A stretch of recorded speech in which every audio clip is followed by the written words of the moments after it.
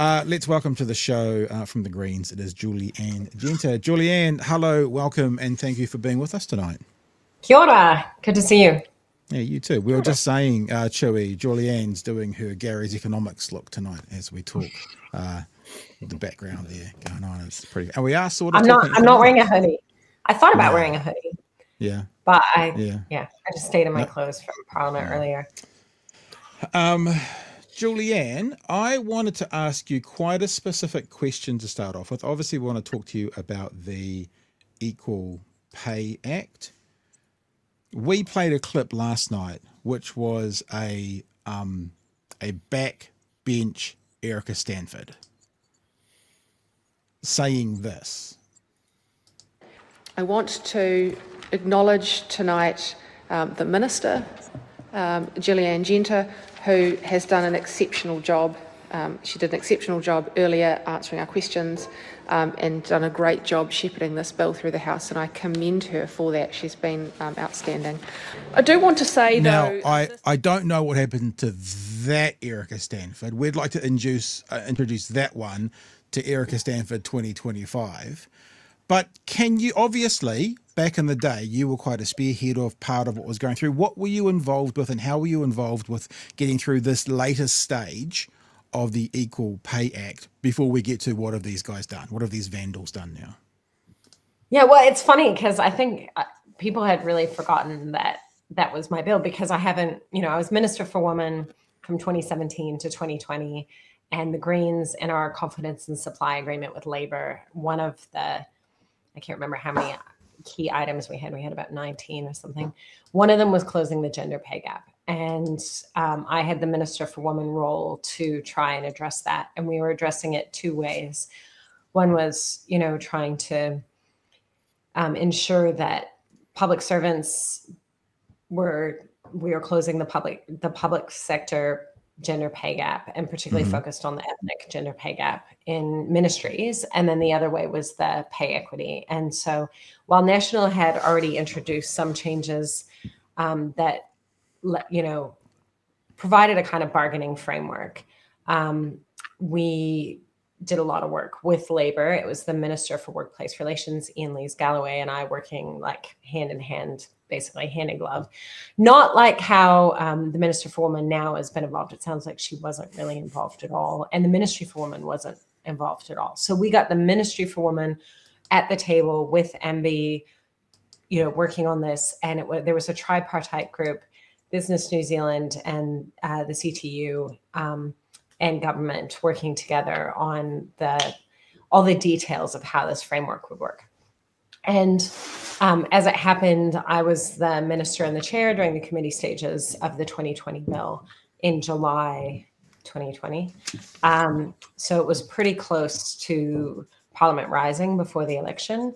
And because that was, of course, the time of COVID, we'd had a lot less time in the House for legislation to go through because the government was dealing with COVID. So we were working to really try and make sure we could get this stuff finished before the end of the term.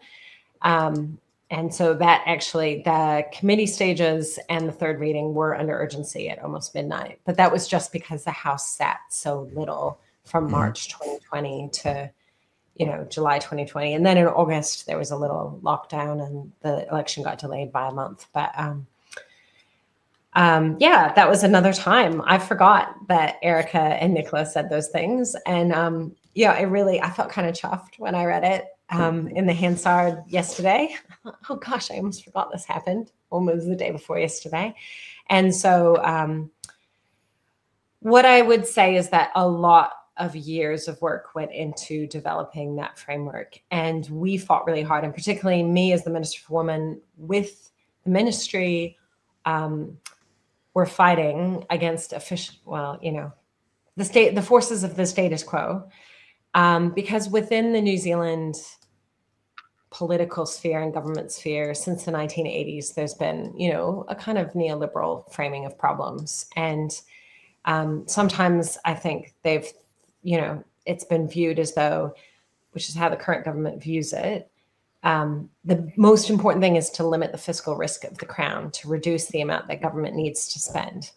And there isn't, the other lens, what the unions are fighting for, what the Ministry for Women is fighting for, is making sure that people in historically female-dominated professions are paid properly. And that's the price. And a lot of those professions are publicly funded because they're for public good. And, either they're employed directly or they're funded. And that could be in the health sector, Te Whatu Ora, it could be our care and support workers, people working in retirement villages, people working in early childhood centers. There's no question that if we pay these professions properly, it's going to have an impact on government spending, but it's also going to have a very positive impact on society as a whole, and it's the right thing to do.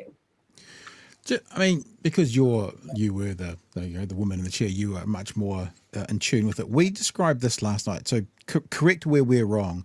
We've been talking about the pay equity being sort of twofold. There's the getting paid the same as men when doing the same job, but there's also the idea of undervaluing these roles in society that tend to be populated more by women than men. So it's kind of twofold.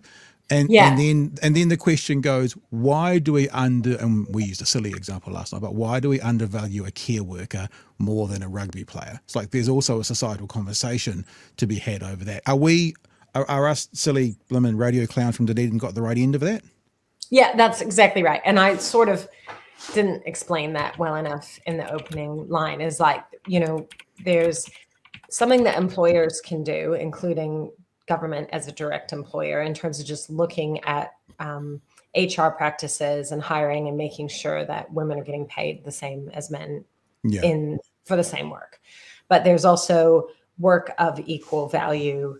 And that's what the pay equity process was designed to do. And so the Equal Pay Act, it was found when Christine Bartlett, who was a care and support worker who was earning like less than $15 an hour, took a claim, and it went all the way, I think, to the High Court, which found in her favor, under the Equal Pay Act, that her work deserved to be paid more. And she was supported by her union to take this claim, that it wasn't about her not being paid enough for that job. It was about that job not being properly remunerated because of it being highly, highly female dominated.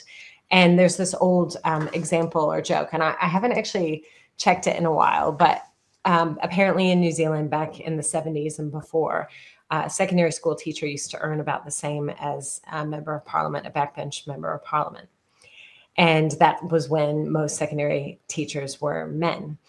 And now, of course, teachers, it's almost 2/3 of secondary school teachers are female, and the vast majority of primary and early childhood teachers are female.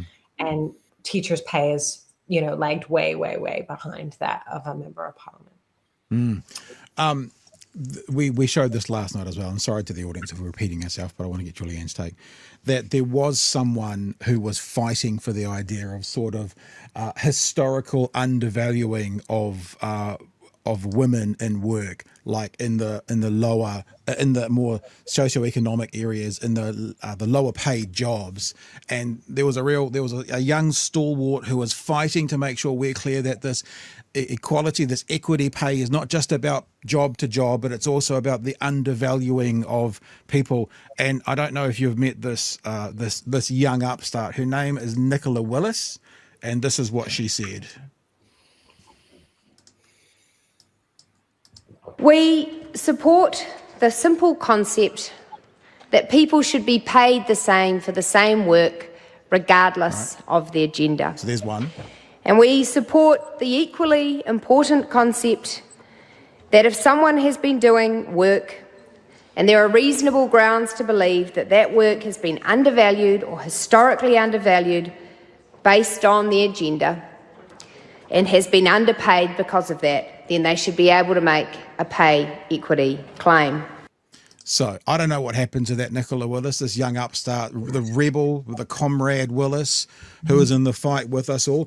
Because the reason I think it's important to talk about the societal undervaluing is the reasons we're being told is, well, like there's a librarian considering themselves equal to an engineer, and or an air traffic controller. Yeah, that's not the be all and end all of the conversation. It's much broader. So we want to make sure that we're all aware of that, us included.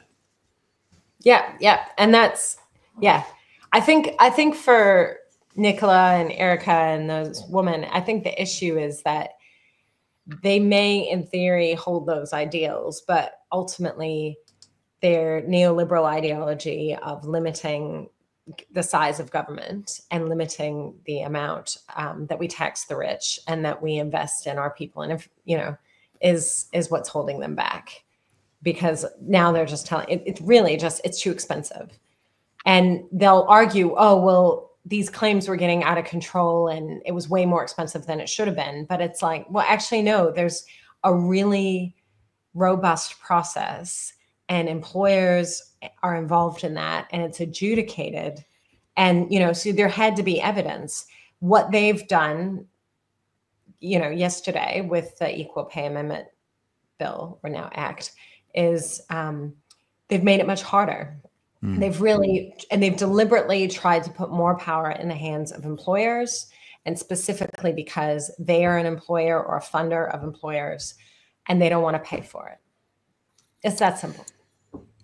You mentioned when you guys were doing this, including the Ministry for Women and other groups, it seems that the national government didn't really even include their own caucus or ministers around this, because National briefed its MPs 2 days prior to the pay equity announcement. The National Party leadership briefed its MPs 2 days in advance of the government's announcement to overhaul the pay equity scheme that makes it tougher for women to lodge claims. So this was, I know that they were investigating a couple of times last year, but the actual decision, that tells us, wasn't even talked about around the cabinet table. This is, I've got to use an example. This is like mum and dad coming home and going, by the way, we've sold the house to the kids, like no consultation at all. But yeah, I know this seems obvious now because we've talked about it and we've had economists talk about it, that they are trying to plug holes in their budget. That's the only reason they've done this. And this just speaks to that again, because nobody knew, not even the ministers, not the MPs, nobody. Well, I think the ministers knew, but definitely MPs didn't. Right. And it sounds like, from what I was reading, they weren't working on it in earnest until the very end of last year. So it's only been about 4 months, and that's why there hasn't been any in-depth analysis of, no regulatory impact statement, no, not really any due diligence. And the reason they've tried to keep it so secret is actually quite cynical, and it's quite bad faith, because, government is making legislative decisions that affect a process that affects them and their rights as an employer and as a funder. So they've just legislated without letting the other people who were involved in those bargaining claims with them to completely undercut those claims. And they did it deliberately, and they've said so, so that there wouldn't be early settlement of claims, so that there wouldn't be additional claims. It's like, oh, if the people we were negotiating with knew that we were going to do this, they might have actually tried to resolve the claims faster so they would get the pay that they deserve. And they've said, they said that. Yeah. Chewie. It's dark. It just strikes me as being so cynical, just layers and layers of cynicism here. One thing I want to ask you about, because this seems to be what the government is, as far as singing from the same song sheet, this is what they're saying, that the legislation as it stood was unworkable. It was too complicated. It had crept away from its core purpose. Now, of course, because they've rushed us through under urgency, we can't examine that at all. What do they mean when they say it's unworkable? They're just trying to come up with excuses. But I mean, it's so ridiculous, because if you look at the cabinet paper that Nicola Willis, as the Minister for Public Services, took last year to cabinet, and that's publicly available. So this was, I don't know, in the first half of last year, in 2024, when she was still the Minister for Public Services. She took a cabinet paper called Pay Equity Reset.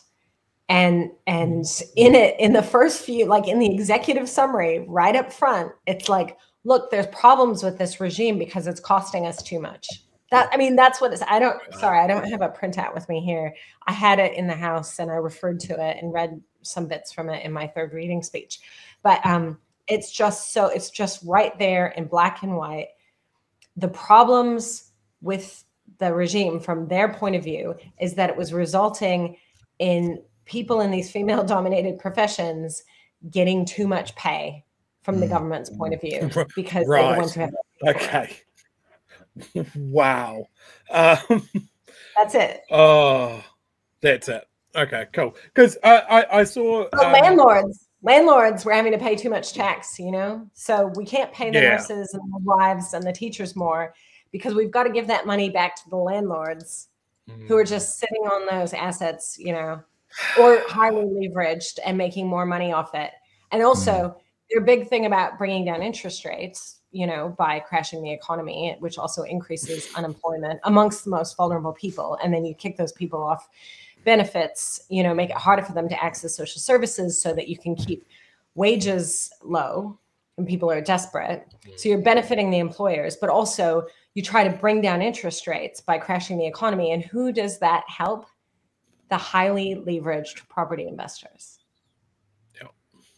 Yeah. And this is the thing we've been saying here again and again and again. Like, we're going to talk about Christopher Luxon, his pre-budget speech today, who said we're living beyond our means.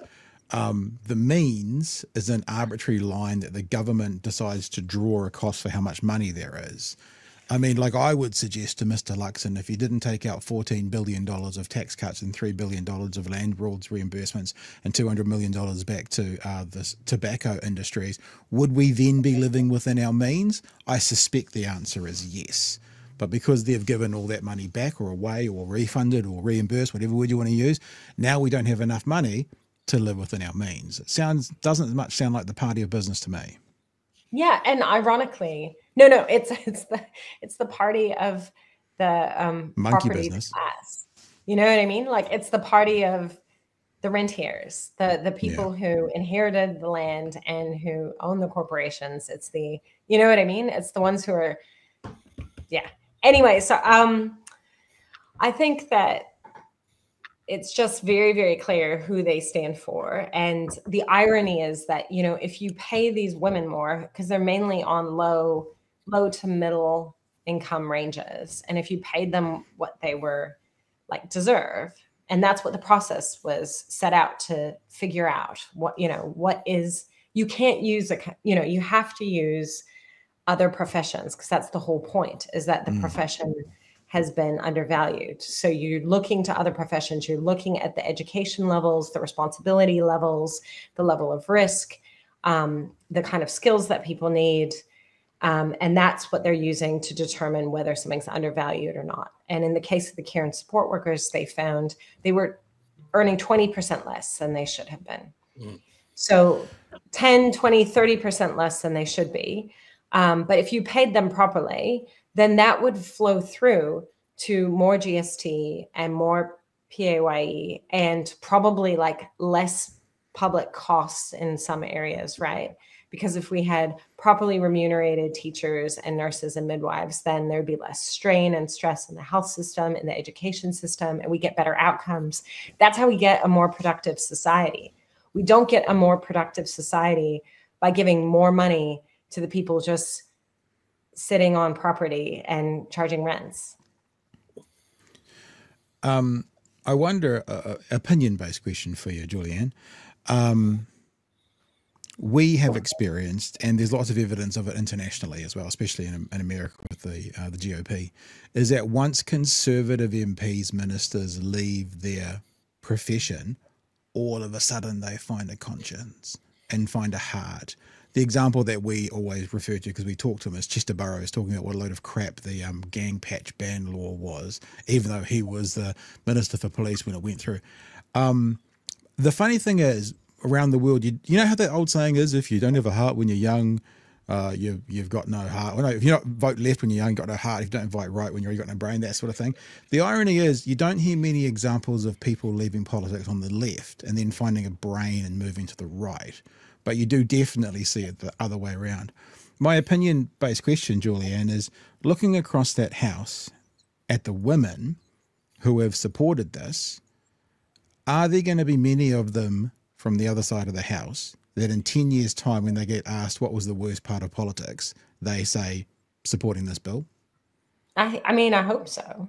It's hard to know because the cognitive dissonance seems strong with the people on that side of the house, in my opinion, because they do sound quite self-righteous and like they believe the stuff they're saying, and I find it hard to understand where they're coming from. But I would hope that when they leave politics, they reflect and they're embarrassed, open enough to admit it someday in the future that it wasn't good.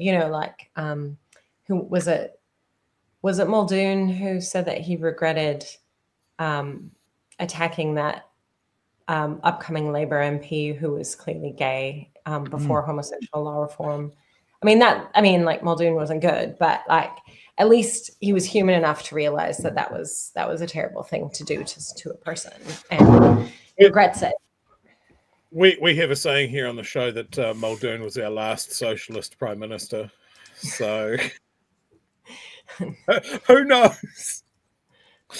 I don't know what that's like for socialism, but well, big projects that you're just crazy sort of stuff. It's remarkable how much politics has changed in that length of time here.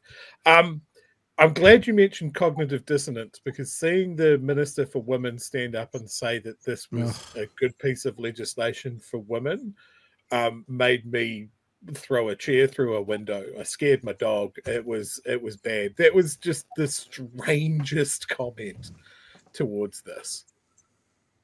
But I think that's what they have to tell themselves to feel good about the job they're doing. I mean, I don't know if they really believe it. It's hard to tell. But I do believe that when it comes down to it, and I probably shouldn't speculate about what other people think, but I think Nicola Willis has simply chosen her neoliberal values over her feminist values. And she'll try to think in her mind that, these two are compatible. These two things are compatible. And they weren't appropriate comparators. But that's ridiculous. It's a robust process. It took many years to get to that point. And it took many years since 2020 for a lot of these claims to be lodged. People have been working through them for a really long time through this bargaining process. And now that's all been canceled. And they're like, oh yeah, well, if you have merit, you can apply again.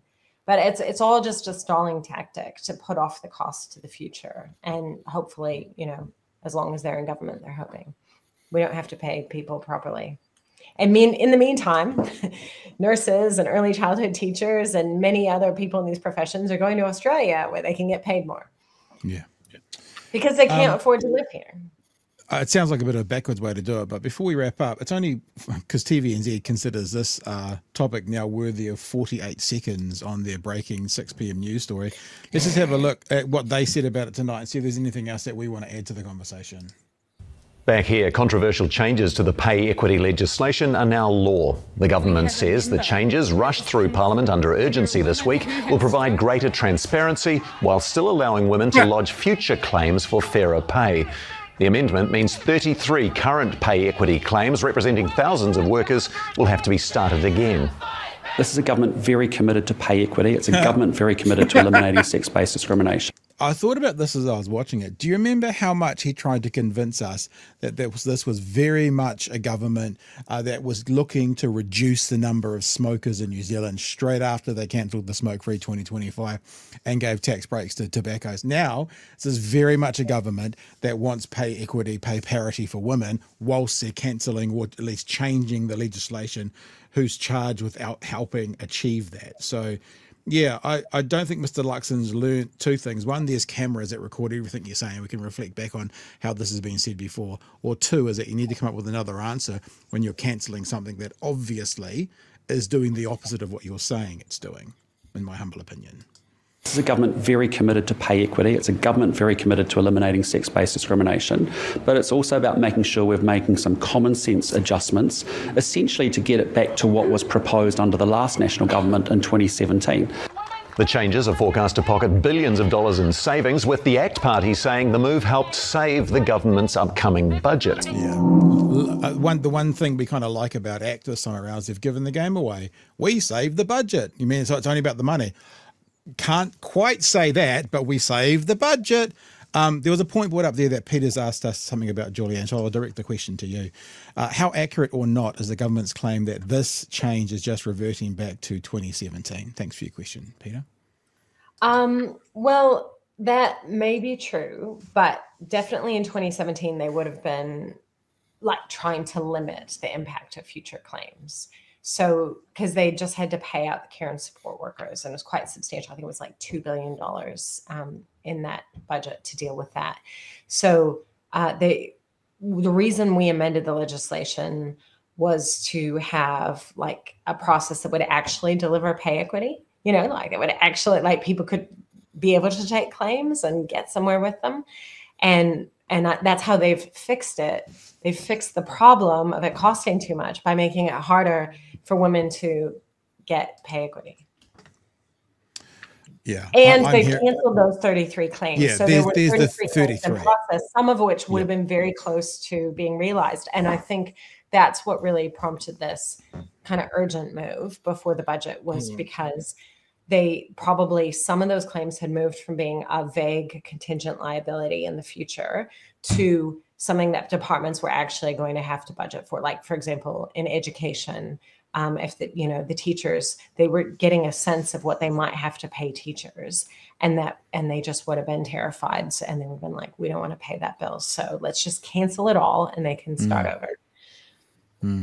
And we'll try to include secondary school teachers because they're only 2/3 women, or, like 64%, not 70%, 75, 90%. It's funny how the parties of business are pretty keen not to honour contracts, eh? Like whether it's Treaty of Waitangi or whether it's this, it's like these guys who are all about business, they don't seem to take contracts very seriously, do they? Or agreements. Yeah.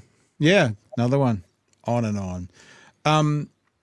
We are thinking where to from here. Like TVNZ gave this 48 seconds tonight, which seems a bit of a slap in the face. And I know Chewie's probably, you've got the graphic there you want to bring up, hey Chewie, to remind people. But where to from here, Julianne? It feels like one of these things that we shouldn't and can't let go. But what will happen in a especially mainstream media cycle is they will start to, then if it bleeds, it leads. The next bleeding thing will come up on Monday and it'll be something else, and then it'll be something else, and then it'll be the budget. And then this will be us having to go, now what are the lists of things we were angry about? And it'll have gone into the background if we don't keep reminding people about it. Like we have, thankfully, for those ferries. Those ferries haven't gone away. So what's next, Julianne? Yeah, I think the unions are really being active and organizing, and clearly the Labour Party and the Green Party very supportive. And I think that there's so many different professions affected by the cancellation of the claims that affects, hundreds of thousands of people, many of whom are like essential workers and are working in sectors where there's, they're already having a hard time. They're being stretched. They're being asked to do more with less. So I think it will be easy to keep reminding people of this, but we'll have to keep bringing it up and finding those stories. But, it's sort of like every time the ferries break down now, there's a story about it. And I guess, with the stress and strain in the health sector and in education, this directly affects health and education. And those are two really important public sectors that are, I think, going to be a big issue for voters. And I think it's been really hard for National to say they've delivered.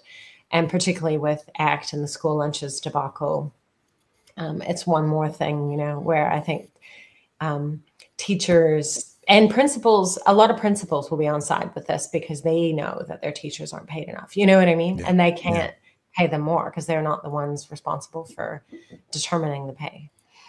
It really is a flood the zone of bullshit, isn't it? I mean, you just put up lunches, and like we've been on that lunch thing for a long time, but that didn't even pop into my head around this conversation. There is just so much that this government is attacking or tearing apart or making worse.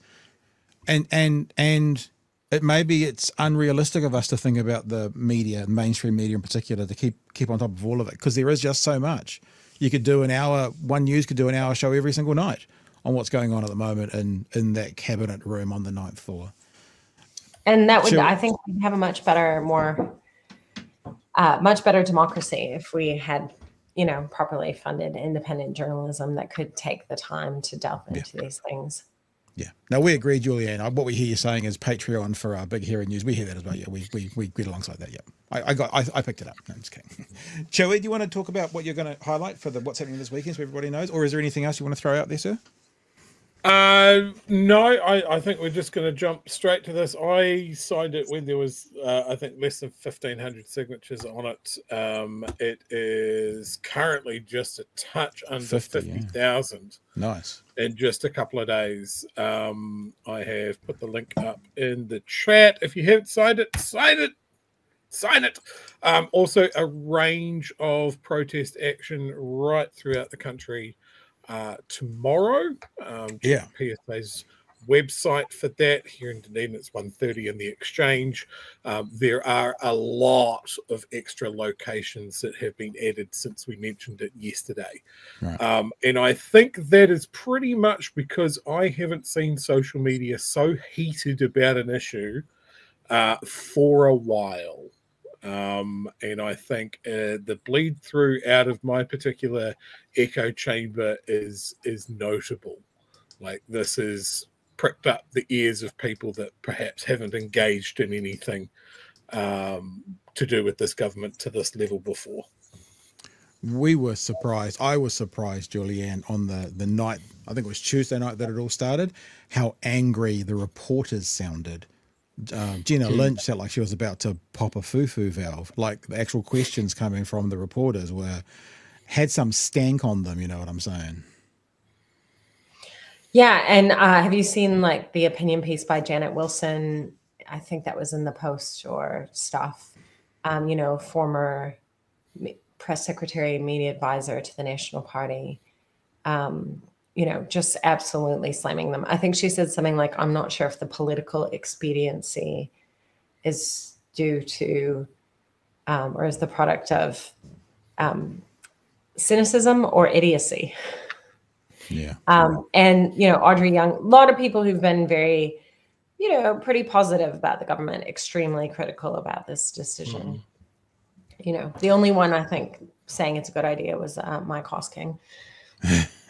Well, what more could you say?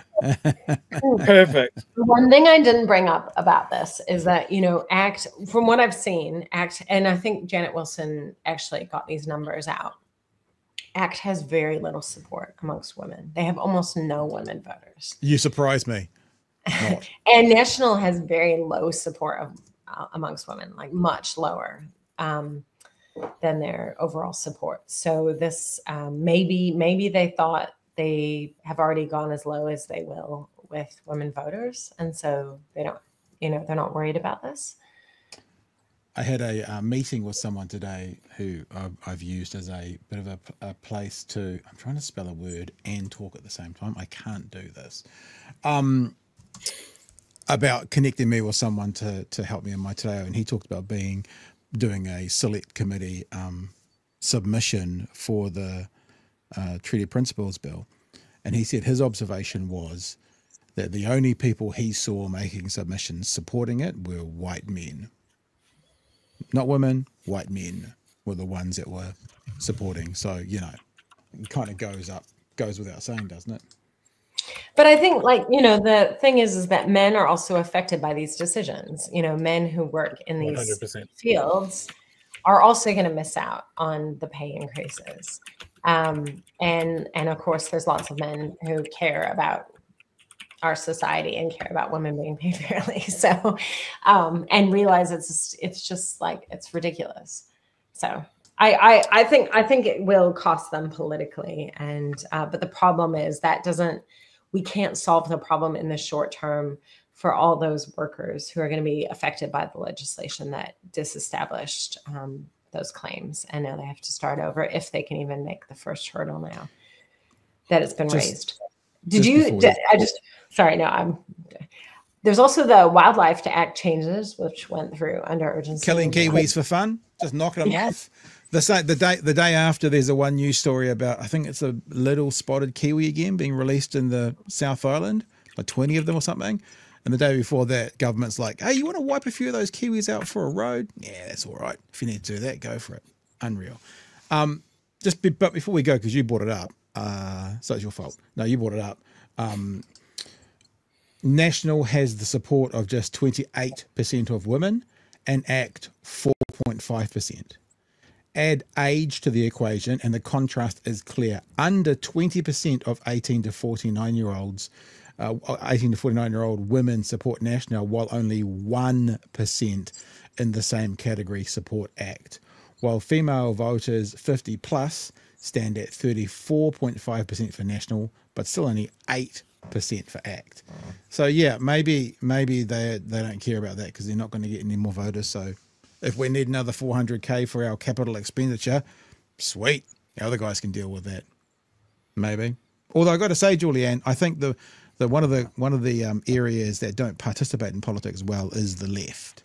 So if this is not going to impact their vote because women hate them, hopefully it'll put a flame under some women on the left to get them out and get them engaged, because that's what the left needs. It needs people to be engaged on these things, not just kind of go, I hate the right, and then, or just not be involved at all.